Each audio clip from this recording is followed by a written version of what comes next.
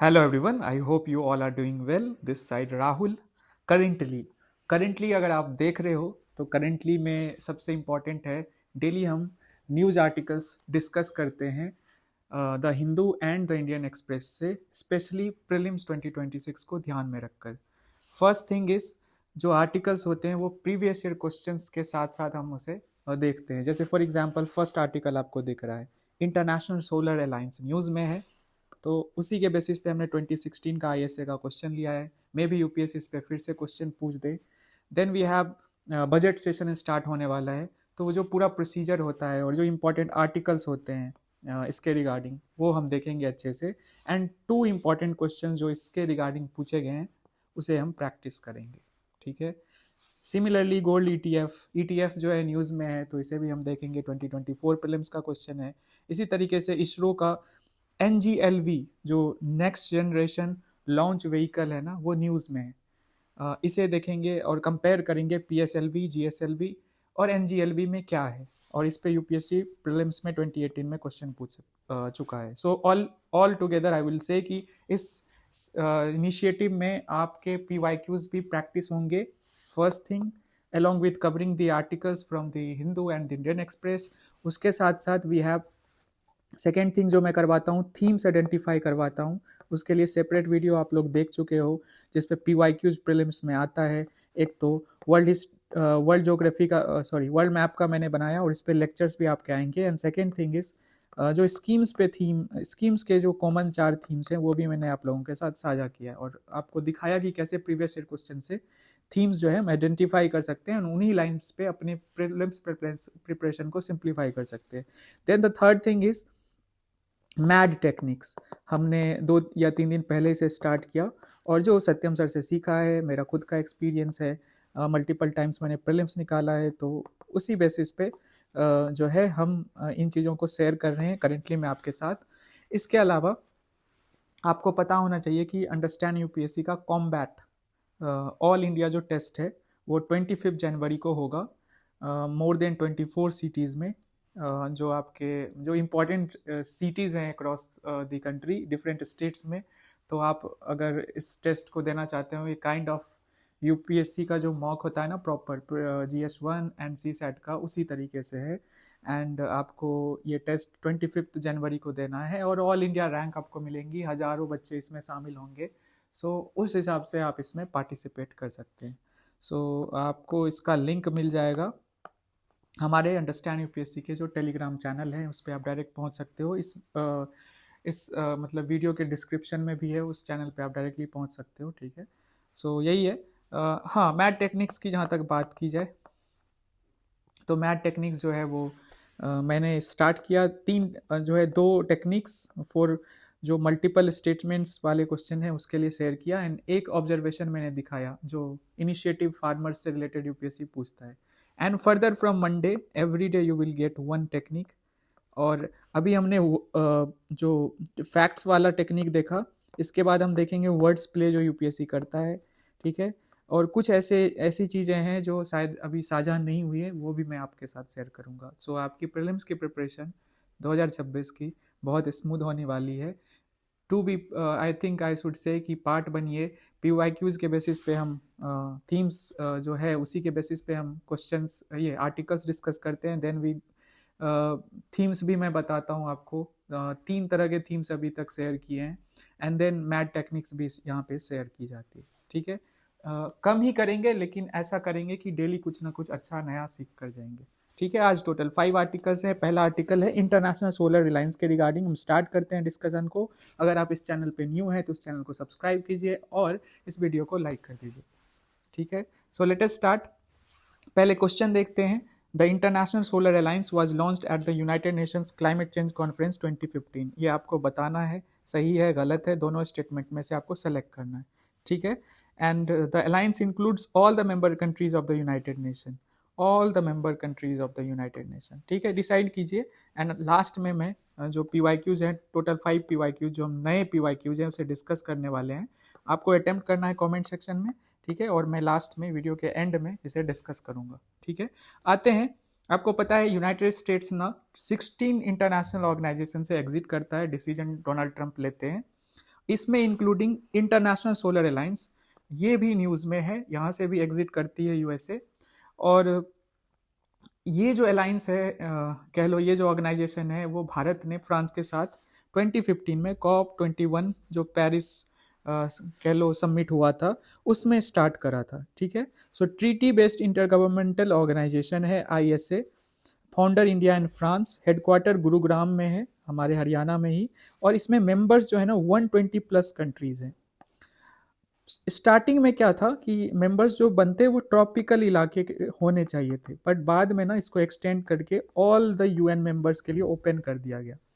तो ध्यान में रहे कि सारे यूएन मेंबर अभी जो यूनाइटेड नेशन में 190 प्लस मेंबर्स है ना, वो अभी नहीं बने हैं आईएसए का पार्ट, 120 प्लस कंट्रीज ही बने हैं। ठीक है, एंड ऑब्जेक्टिव सिंपल है, सोलर अलायंस नाम है, तो ग्लोबल जो सोलर एनर्जी डिप्लॉयमेंट है ना, मतलब किस तरह से एक्सट्रैक्ट करना है एंड उसको पहुंचाना है अक्रॉस द ग्लोब, ये फोकस है आईएसए का। ठीक है, फंडिंग इसको चाहिए, और फंडिंग के लिए यूएसए इंपॉर्टेंट है, इवन लीडरशिप के लिए यूएसए इंपॉर्टेंट है, टेक्निकल जो इनके पास एक्सपर्टीज़ है उसके लिए भी यूएसए इंपॉर्टेंट था जब वो आईएसए का पार्ट था, बट अनफॉर्चुनेटली ये निकल गया है।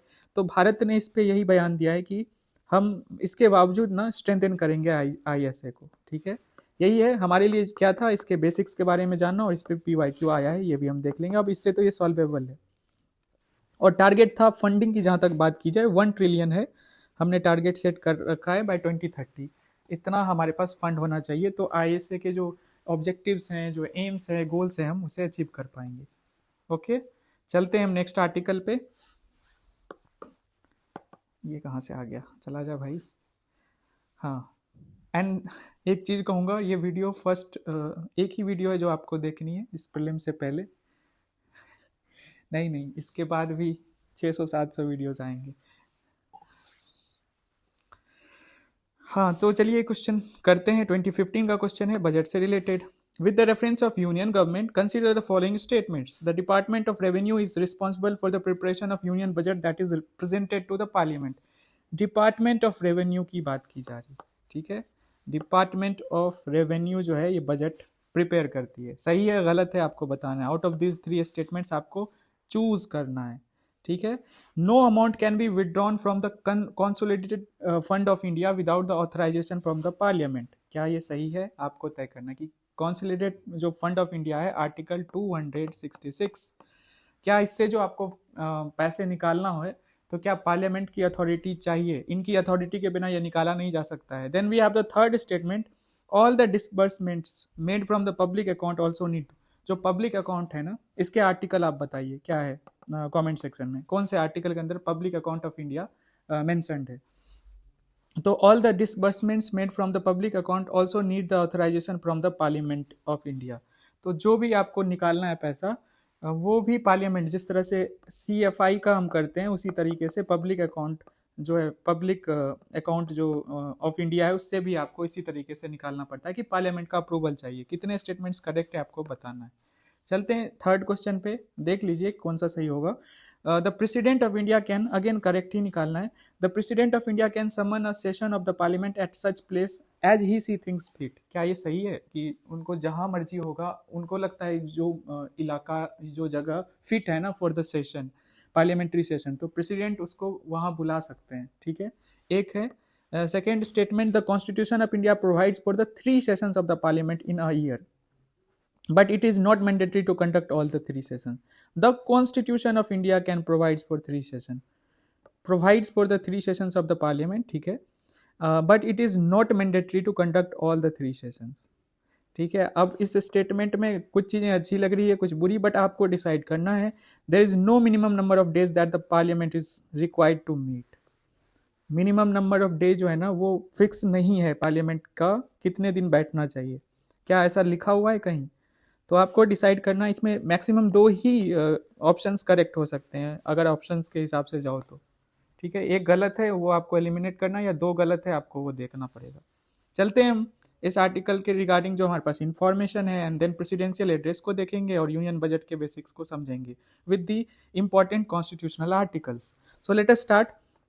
बजट सेशन जो है ना इस साल का 28 जनवरी से स्टार्ट होगा एंड एंड होगा अप्रैल 2 को, और ये 2 फेजेस में होगा। ठीक है, एक आगे बताता हूँ। Starts with the president's address, address जो है 28 जनवरी को ही होगा, ठीक है।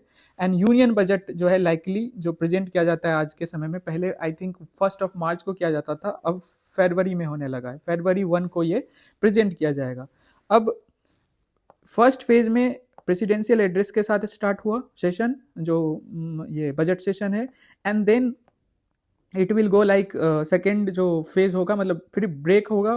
ब्रेक में क्या होता है कि used by department related standing committees to examine जो भी डिमांड्स ऑफ ग्रांट्स है ना, अलग अलग मिनिस्ट्री से आता है, जिसे इंट्रोड्यूस किया जाता है लोकसभा में, तो वो जो है उस पर ना डिपार्टमेंट रिलेटेड स्टैंडिंग कमिटीज ना देखती है, जांच करती है, एंड देयर आफ्टर उसको फिर से प्रेजेंट किया जाता है in the second phase of this budget session, ठीक है। सो उसको फिर पास कराया जाता है, पार्लियामेंट्री अप्रूवल होगा, तब ना आप पैसे निकालोगे ना। फर्स्ट फेज एड्रेस किया, फिर जो डिमांड ऑफ ग्रांट्स इंट्रोड्यूस किया गया पार्लियामेंट में through the budget on the 1 फिर उस पर थोड़ा बहुत डिस्कशन हुआ, और उसके बाद एक ब्रेक आ जाता है कुछ दिनों का इस पूरे सेशन में, जिसमें डिपार्टमेंट रिलेटेड स्टैंडिंग कमेटी जो है जांच करती है जो आपने ग्रांट्स प्रेजेंट किया है, एंड देयर आफ्टर फिर से उस जांच के बाद कुछ दिनों के बाद फिर से जो है बजट सेशन को सेकेंड फेज का इंट्रोड्यूस किया जाता है, स्टार्ट किया जाता है, वहाँ पे वोटिंग कराई जाती है, ठीक है। नेक्स्ट इज प्रेसिडेंट्स एड्रेस जो है, ये इंपॉर्टेंट है। जैसे मैंने बोला कि फर्स्ट सेशन में प्रेसिडेंट जो है एड्रेस देते हैं, और first session after Lok Sabha election उसमें भी प्रेसिडेंट एड्रेस करते हैं पार्लियामेंट को, मतलब दोनों हाउसेस को। Address to both houses at start of the first session each year and after general election, ये आर्टिकल 87 में लिखा हुआ है। कॉन्स्टिट्यूशनल आर्टिकल्स इंपॉर्टेंट हो जाते हैं, यूपीएससी प्रीलिम्स में ऐसे स्टेटमेंट आपको दिखे हैं, ये भी आर्टिकल से ही है, एक पार्टिकुलर आर्टिकल से। सो उसके बाद lays down policies and programmes of the government, ठीक है। इस प्रेसिडेंशियल एड्रेस में बताते हैं प्रेसिडेंट की क्या क्या पॉलिसीज प्रोग्राम्स होने वाले हैं या हो चुके हैं, ठीक है, मतलब हो रहे हैं already. Drafted by council of ministers, इसको ड्राफ्ट करती है under article 17(5) clause 3, and president's rights to address send messages, ये आर्टिकल 86 में है, और समन करने का पार्लियामेंट को प्रेसिडेंट के पास पावर अंडर आर्टिकल 85 है, जिसकी बात हमने इधर की है कि जहां उनको फिट लगता है वो बुला सकते हैं, तो आर्टिकल 85 में ही आपको ये दिखता है। और उसके बाद followed by motion of thanks जो है ना, दोनों हाउसेस में लाया जाता है। लोकसभा में ये पास होना चाहिए क्योंकि वो गवर्नमेंट के रिप्रेजेंटेटिव है, to be precise head of the government है। राज्यसभा में अगर ये मोशन ऑफ थैंक्स पास नहीं हुआ, मतलब कि सिंपल मेजोरिटी से, तो कोई इशू नहीं, बट लोकसभा में ये होना चाहिए, ठीक है। सो यूनियन बजट पे हम आते हैं। सिंपल है, आर्टिकल 112, ओके। एंड इसको annual statement of receipts and expenditure कहते हैं, मतलब कि बजट वर्ड नहीं यूज़ किया गया है हमारे कॉन्स्टिट्यूशन में, ये ध्यान रखिएगा। इसका ऑफिशियल नेम जो है ये दिया गया है। प्रिपेयर कौन सी मिनिस्ट्री करती है? मिनिस्ट्री ऑफ फाइनेंस, ध्यान रहे। एंड डिपार्टमेंट पे क्वेश्चन आ चुका है इधर, तो कौन सी डिपार्टमेंट है फाइनेंस मिनिस्ट्री की? इकोनॉमिक अफेयर्स, रैदर जो है क्या था पहले स्टेटमेंट में? रेवेन्यू, डिपार्टमेंट ऑफ रेवेन्यू था, यहाँ पे क्या है? Economic affairs. एंड इसको फाइनेंस मिनिस्टर प्रेजेंट करते हैं लोकसभा में। और फिर दो तरह के टाइप्स होते हैं, मतलब कि revenue expenditure, capital expenditure, revenue receipt and capital receipt. मतलब रिसीट्स के दो हिस्से, revenue receipt and capital receipt, and revenue expenditure and capital expenditure, बस यही है। और इसमें कुछ हिस्सा रह गया तो कोई बात नहीं, आप समझ गए होंगे। आगे चलते हैं। थर्ड आर्टिकल है ईटीएफ से रिलेटेड, खास करके जो गोल्ड ईटीएफ है। हमारे पास 2024 का ये क्वेश्चन है, which one of the following are considered financial instruments. Financial instruments पहले होते क्या हैं, उसी बेसिस पे हम इन तीनों में से चूज करेंगे। वैसे जब हम ऐसे क्वेश्चंस देखते हैं तो ऑल द थ्री मार देते हैं, मतलब ऑल द एबव मार देते हैं, ठीक है। ऐसे ऑप्शंस में हम यूजुअली यही यूज करते हैं। बट एक चीज़ है, मैंने इकोनॉमिक्स में देखा है कि आप साइंस एंड टेक में वो यूज़ कर सकते हो अच्छे से, एनवायरनमेंट में भी समटाइम्स यूजफुल होगा। बट ऑल द एबव वाला ऑप्शन इस तरह के क्वेश्चन में, इस तरह के पैटर्न वाले क्वेश्चन में, इकोनॉमी में वो ज़्यादा वर्क नहीं करता है। मोस्ट ऑफ द टाइम्स ना, 3 अगर है तो उसमें 2 सही होते हैं, 1 गलत होते हैं, या समटाइम्स 1 सही होते हैं, 2 गलत होते हैं, मतलब या 4 हैं तो फिर 3 होते हैं, मतलब 1 आपको एलिमिनेट करना पड़ता है। मैंने ये नोटिस किया है, ठीक है। तो आपको अब देखना है कि फाइनेंशियल इंस्ट्रूमेंट्स, पहली बात, फाइनेंशियल इंस्ट्रूमेंट का सिंपल मतलब होता है कि एक तरह का कॉन्ट्रैक्ट या रिकॉर्ड कह लो जो कि रिप्रेजेंट करता है मॉनेटरी वैल्यू, जैसे स्टॉक्स वगैरह। इसमें स्टॉक्स नहीं है तो मैं इसको बोल सकता हूँ। अब आपको तय करना है कि कितने इसमें सही हैं और इसका सही आंसर क्या होगा। सो चलते हैं न्यूज़ पे। इन दिसंबर 2025 gold ETFs received record inflows out performing equity funds एमिड global macro economic uncertainty. आपको पता है दुनिया में जो लगातार जो है ये मतलब अफरा तफरी मची हुई है, खास करके डोनाल्ड ट्रंप के आने के बाद से चीज़ें और भी ज़्यादा डीएस्टेबलाइज हो गई है। चाहे बात हो वेनेजुला की, चाहे बात हो we have seen in the you know Nigeria में भी अटैक किया यूएस ने, और इस तरीके से आपको अक्रॉस द वर्ल्ड ये दिख रहा है और आगे लगता है ये और ज़्यादा बढ़ेगा। जैसे ईरान में प्रोटेस्ट हो रहे हैं, फिर अलग अलग कंट्रीज़ पे जो है प्रेशर बना रहा है यूएसए, ठीक है। तो उसका असर आपको दिखता है कि अनसर्टेनिटी एग्जिस्ट जो है कर रहा है, और इसकी वजह से क्या होता है, जो शेयर मार्केट में जो कन्वेंशनल शेयर्स की बजाय बुलियंस में आजकल लोग इन्वेस्टमेंट ज़्यादा कर रहे हैं, जैसे कि गोल्ड हो गया, सिल्वर हो गया। आप देख रहे होंगे कि लास्ट 2-3 ईयर्स में इनके प्राइसेस में बहुत बड़ा सर्ज आया है। तो उसका असर आपको गोल्ड ईटीएफ्स के रूप में भी दिखता है, मतलब कि शेयर मार्केट का ही इंस्ट्रूमेंट है बट गोल्ड ईटीएफ्स एक नया मतलब कि मैं बताऊंगा सारी चीज़ें। So let us see. In December 2025, gold ETFs received record inflows, outperforming equity funds amid global macroeconomic uncertainty and risk of sentiment. Investors shifted towards gold as a safe haven asset. Obviously, gold की intrinsic value होती है, silver की intrinsic value होती है ना, इस वजह से लोग जब उथल पुथल मचा होता है, अनसर्टेनिटी होती है मार्केट में, तो इन्वेस्टर्स क्या करते हैं, अपने पैसे निकालते हैं शेयर मार्केट से और उसे गोल्ड में खरीद के रख लेते हैं। एंड इक्विटी इनफ्लो जो है, मतलब मैंने कन्वेंशनल जो स्टॉक्स की बात की उसमें आपको गिरावट दिख रही है अनसर्टेनिटी की वजह से। सो लेट अस सी। ईटीएफ पहले होता क्या है, exchange traded fund. Exchange traded मतलब कि इसको बेचा जा सकता है, जैसे स्टॉक्स को आप बेच सकते हो। देखते हैं।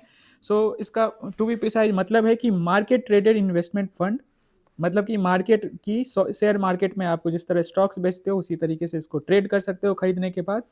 Tracks as index, commodity, bond और एसेट, ठीक है, इस रूप में आप इसको खरीद सकते हो। Combines features of mutual funds and stocks, एक तरफ म्यूचुअल फंड की तरह भी ये रिजेंबल करता है, थोड़ा सेफर साइड पे भी है, ठीक है, एंड दूसरी तरफ स्टॉक भी है, क्योंकि आप इसको उसी तरीके से लगातार ट्रेड कर सकते हो अपने मर्जी से। लो कॉस्ट होता है, बहुत महंगा नहीं होता ईटीएफ, ठीक है, एंड ट्रांसपेरेंट भी होता है ना, लिक्विड भी होता है, ठीक है, इजिली आप इसको बेच सकते हो, खरीद सकते हो।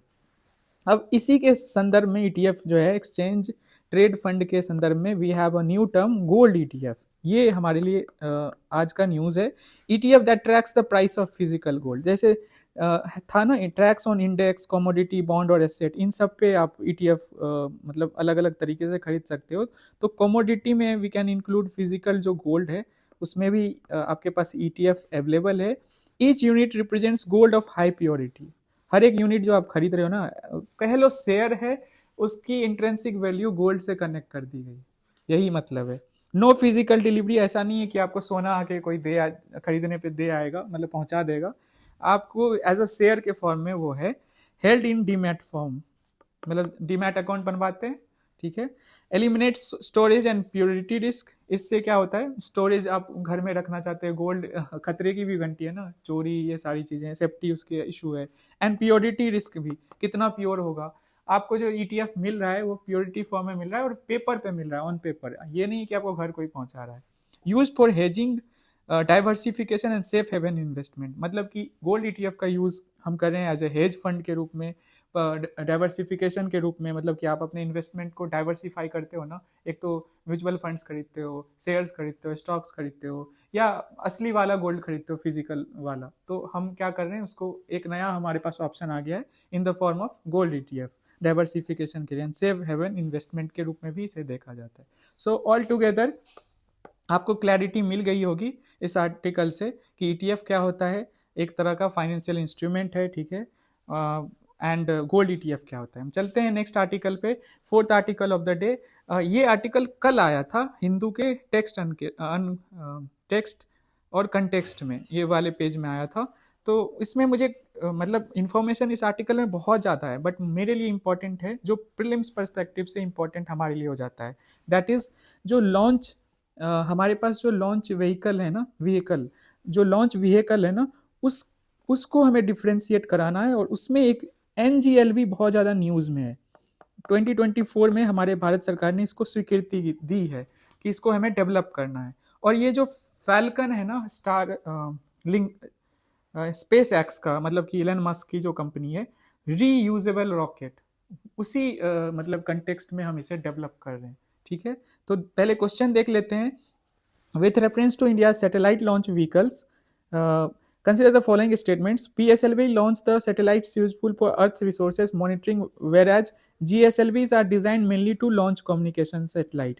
जो PSLV है वो लॉन्च किया जाता है, launch the satellites useful for earth sources. PSLV जो है ना, आप अर्थ जो रिसोर्सेज मतलब अर्थ ऑब्जर्वेशन सैटेलाइट के रूप में यूज़ करते हो, जब आपको भेजना होता है तो PSLV आप यूज़ करते हो, और GSLV आप कम्युनिकेशन सैटेलाइट के लिए यूज़ करते हो। First statement. Second statement, satellites launched by PSLV appear to remain permanently fixed in the same position. जो PSLV के द्वारा सैटेलाइट भेजी गई है वो परमानेंटली एक लोकेशन पे फिक्स रहती है, और GSL as viewed from the particular location on the earth, ये स्टेटमेंट है। ओके, मतलब PSLV सैटेलाइट जो PSLV जो हमारे पास लॉन्च व्हीकल है ना, वो जब भेजती है ना सैटेलाइट, तो हम एक जगह पे फिक्स हमें दिखता है।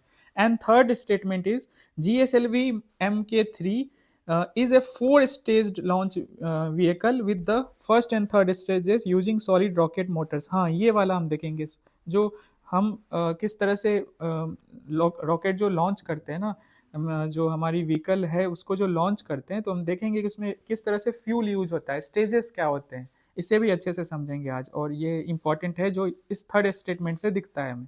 तो GSLV Mark 3 जो है ना 4-stage लॉन्च व्हीकल है with the first and third stages using solid rocket motors and the second and fourth. So first stage में solid है, third में solid है, first में solid है, third में solid है, second and fourth में liquid आप यूज कर रहे हो।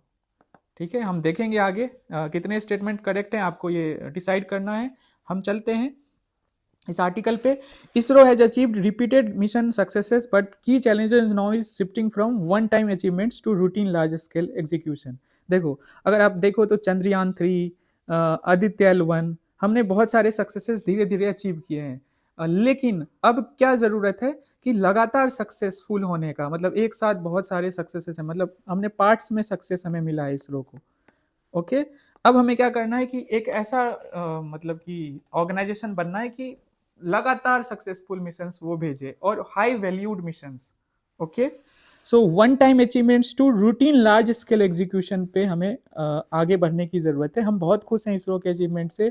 लिमिटेड जो उनके पास फंडिंग है, बहुत सारी चीज़ें हैं जो लिमिटेड रही ओवर द ईयर्स, फिर भी इतना सक्सेस उसने अचीव किया, मतलब एज एन ऑर्गेनाइजेशन एक प्राइम एग्जाम्पल है कि मतलब सबसे एफिशिएंट अगर भारत में कुछ चीज़ें हो रही है तो उसमें इसरो का एग्जाम्पल तो बहुत अच्छे से हमें यूज़ करना चाहिए। So focus areas ahead include human space flight, so second है future successes depends on institutional capacity, legal regulator clarity and manufacturing depth and private sector participation, not only technology. तो हमें जो फ्यूचर सक्सेसेस चाहिए तो हमारे लिए और भी बहुत सारी चीज़ें हैं जिस पे अब ध्यान देना पड़ेगा इसरो को। इंस्टीट्यूशनल कैपेसिटी पे जो है जोर देने की ज़रूरत है। लीगल जो रेगुलेटरी क्लैरिटी है उस पर भी हमें मतलब इसरो को क्लैरिटी मिलनी चाहिए, ये तो सरकार के साइड से होना चाहिए। मैन्युफैक्चरिंग डेप्थ हमारी बढ़नी चाहिए, अब ये इसरो के साइड से होना चाहिए। एंड प्राइवेट सेक्टर की पार्टिसिपेशन जो है वो बढ़े, उसके लिए हमने मतलब कि रिफॉर्म्स किए हैं, नए बॉडीज़ को इंट्रोड्यूस किया, आप लोगों को पता होगा। और बस टेक्नोलॉजी ही नहीं है, मतलब होता है ना कि जब कोई मिशन है, ये सारी चीज़ें हैं, तो हमारा सिर्फ गोल होता है टेक्नोलॉजी पे, फोकस होता है कि वो सक्सेसफुल हो जाए किसी तरीके से। बट द पॉइंट इज, अगर आपको लार्ज स्केल पे एग्जीक्यूट करना है और मल्टीपल मिशंस को सक्सेसफुल बनाना है, तो उसके लिए इन सारे चीज़ों पे भी काम करना पड़ेगा। और ये पॉइंट्स जो है ना आप मेंस के लिए यूज़ कर सकते हो अगर इस तरह से क्वेश्चन बने फ्रेम हो तो। Focus areas ahead include human space flight, आपको पता है गगनयान हम लॉन्च करने वाले हैं। नेक्स्ट जनरेशन लॉन्च व्हीकल, इस पे आज फोकस करेंगे। and handling multiple complex missions simultaneously. This should be our focus. ठीक है, अब हम देख लेते हैं लॉन्च व्हीकल्स जो है PSLV, polar satellite launch vehicle. 4 stages होता है, 4 स्टेजेस जो मतलब कि फ्यूलिंग इसकी होती है ना, किस तरीके से होती है। पहले सॉलिड, ठीक है, क्वेश्चन भी आ रखा है आपने देखा, फिर लिक्विड एंड देन फिर सॉलिड थर्ड स्टेज में, एंड फोर्थ स्टेज में वी हैव लिक्विड अगेन। सो इस तरीके से सॉलिड लिक्विड 4 स्टेजेस हैं, ये PSLV में है, ध्यान रहे। सो ऑर्बिट क्या होता है, जो सैटेलाइट्स आप लॉन्च करते हो इस व्हीकल को यूज करते हुए, तो लो अर्थ ऑर्बिट है, पोलर ऑर्बिट है, या सन सिंक्रोनस ऑर्बिट है। ठीक है, अर्थ ऑब्जर्वेशन सैटेलाइट आप भेजते हो, और कॉमर्शियल लॉन्चेस भी हुए वो किए जाते हैं। एंड पेलोड जो है ना लाइट मीडियम होता है, मतलब हैवी पेलोड नहीं है, मतलब सबसे हल्का कह लो पेलोड, इसी के थ्रू भेजा जाता है। एंड की ट्रेट क्या है इसका, हाईली रिलायबल है, नो क्रायोजेनिक स्टेज। और इसमें एक चीज और है कि क्रायोजेनिक स्टेज नहीं है, और रिलायबल बहुत है, मतलब कि मेरे हिसाब से मोर देन 50 मिशन सक्सेसफुल हुए हैं। आप लोग एक बार गूगल करना कि PSLV के थ्रू जो इसरो ने लॉन्चेस किए हैं मल्टीपल मिशन का, उसमें 50+ मिशन सक्सेसफुल हुए हैं। ठीक है, सो इस वजह से देन इसी के फर्दर हमने एडवांसमेंट की, GSLV आया। इसमें 3 स्टेजेस हैं फ्यूलिंग की, पहले सॉलिड है, देन लिक्विड है, एंड देन क्रायोजेनिक है, ये जो कि PSLV में आपको नहीं दिखा। ये अपर लिफ्ट के लिए क्रायोजेनिक इंजन्स का यूज किया जाता है, जो कि आपको NGLV में भी दिखेगा। पेलोड देख लो, हैवी है इसमें। हैवी मतलब कि आप भारी भरकम सैटेलाइट्स, या मतलब कि जो भी आप सेंड करना चाहते हो, मेनली सैटेलाइट्स ही भेजते हो, वो आप भेज सकते हो थ्रू GSLV, जो कि आप नहीं कर सकते थे PSLV के अंदर। एक और चीज मैं ऐड करूंगा, जियो सिंक्रोनस जो है ऑर्बिट है। जियो सिंक्रोनस ऑर्बिट का मतलब होता है, ये अर्थ रहा, जो आपने सन सिंक्रोनस ऑर्बिट देखा इस तरीके से है। ठीक है, ये आपको और जो जियो सिंक्रोनस ऑर्बिट है, ये इस तरह से चक्कर लगाती है, इस तरीके से। ओके, तो GSLV में जो हम पेलोड्स भेज रहे हैं, सैटेलाइट्स जो भेज रहे हैं, वो जियो सिंक्रोनस ऑर्बिट में भेज रहे हैं, और वो फिक्स होता है, मतलब अर्थ से ना फिक्स दिखता है, क्योंकि अर्थ के स्पीड के साथ ही वो चलता है। ऐसा सन सिंक्रोनस ऑर्बिट कह लो अर्थ ऑर्बिट या पोलर ऑर्बिट के साथ नहीं होता है। सो GSLV के थ्रू जो सैटेलाइट लॉन्च किए जा रहे हैं जियो सिंक्रोनस ऑर्बिट, वो फिक्स लगता है फ्रॉम द अर्थ सरफेस। ठीक है, हैवी पेलोड की बात कर चुके हैं, और अगर आपको सैटेलाइट्स इतने ऊपर भेज रहे हो तो कम्युनिकेशन सैटेलाइट ही होता है, अर्थ ऑब्जर्वेशन नहीं होता है। और की ट्रेट है, क्रायोजेनिक इंजन आपने देख ही लिया, थर्ड स्टेज में आपको दिख जाएगा। एंड हैवी अपलिफ्ट वही है क्रायोजेनिक इंजन का फायदा।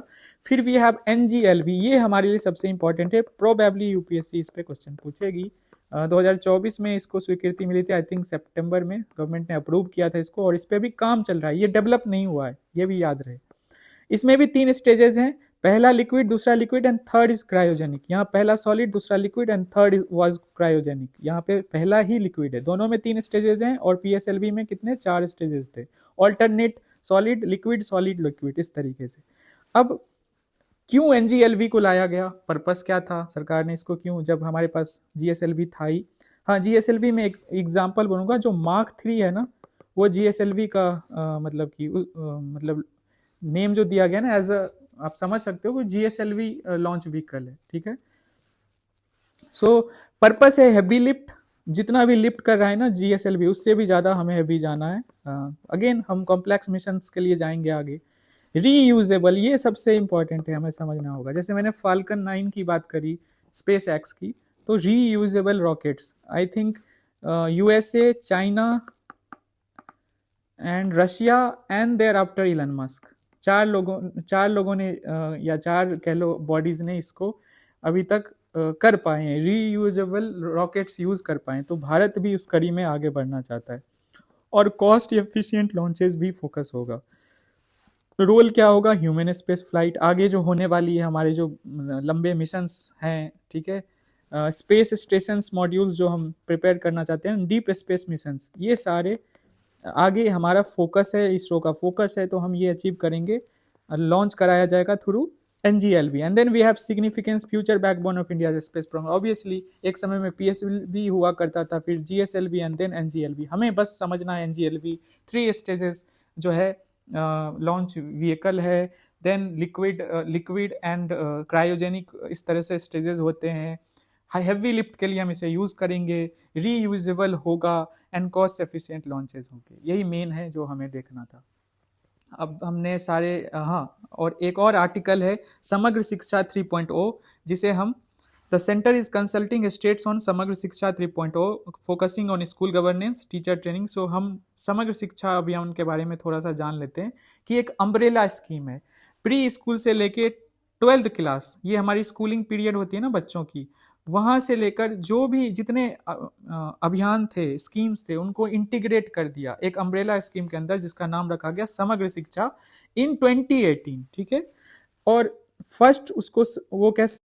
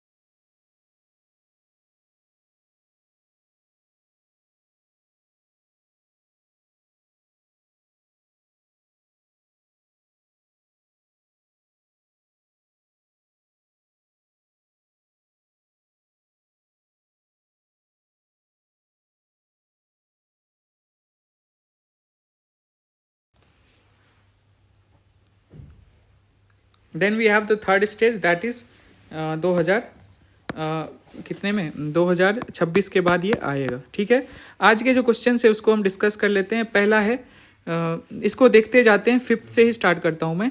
With the reference to India satellite launch, so PSLV जो है वो अर्थ रिसोर्सेज के लिए इंपॉर्टेंट है. सही है, अर्थ ऑब्जर्वेशन सैटेलाइट्स लॉन्च की जाती है.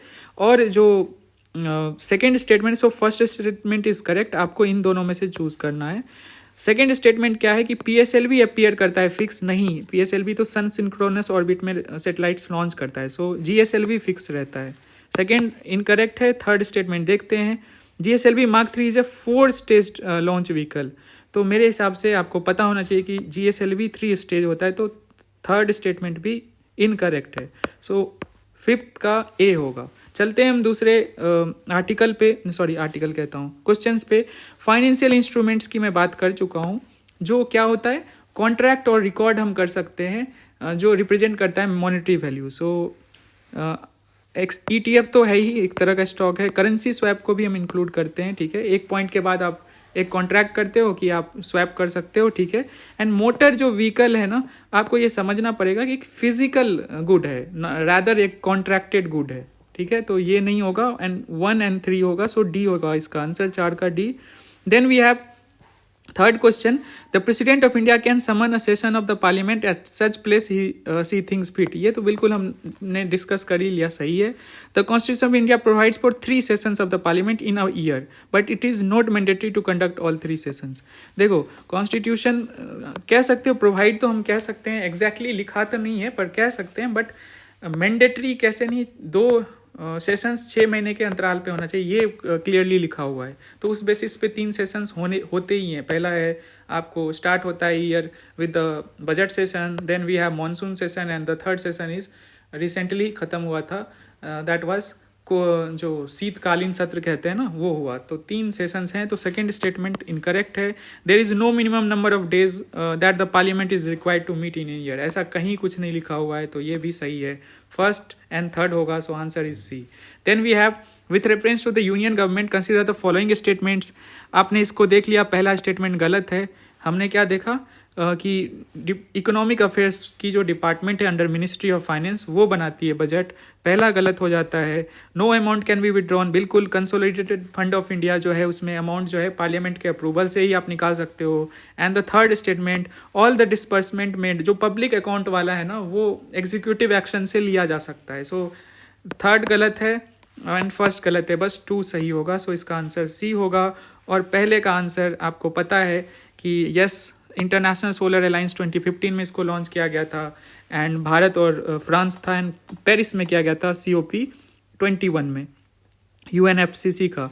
एंड द सेकेंड स्टेटमेंट गलत है कि सारे यूनाइटेड नेशन के मेंबर हैं, इसके मेंबर बन सकते हैं बट है नहीं। The alliance includes all the member of countries of United Nations, तो ये कुछ ज़्यादा ही एक्सट्रीम स्टेटमेंट हो गया, तो ये गलत है। तो बस फर्स्ट ही करेक्ट है, that is a. So that's it for today. मिलते हैं हम फिर मंडे को एंड अच्छे से जो है टेक्निक्स पे बात करेंगे, पैटर्न पे बात करेंगे एंड आर्टिकल्स को इसी तरीके से डिस्कस करेंगे सो दैट आपकी मैक्सिमम आपको बेनिफिट मिल पाए। ठीक है, that's it, thank you so much, bye, take care, have a great day और वीकेंड।